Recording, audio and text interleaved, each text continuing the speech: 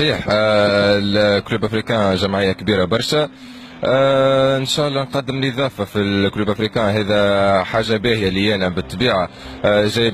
جاي من فريق محترم، نادي كره قدم بالحمامات، لعب على الصعود العام اللي فات.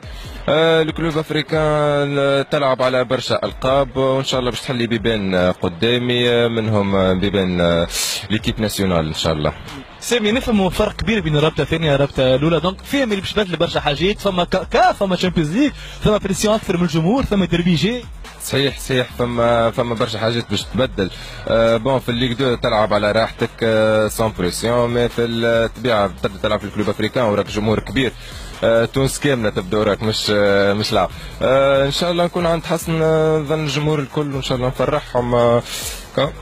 سينو باش تربح لازم يكون هجوم، ولازمك دفاع قوي، ونادي الافريقي مع من الدفاع انتر بارونتيز باش قدومك تبدل كل شيء. نستنوا في الدخله نتاعك قويه، ما تبداش برشا باش تاقلم مع الكلوب افريكان والستيل دو جو. والله هذا الكل بيد لونترونور ان شاء الله. معناها انا قاعد نترين على روحي، لونترونور هو اللي يقرر وقتاش نبدا حاضر وقتاش ما نبداش حاضر.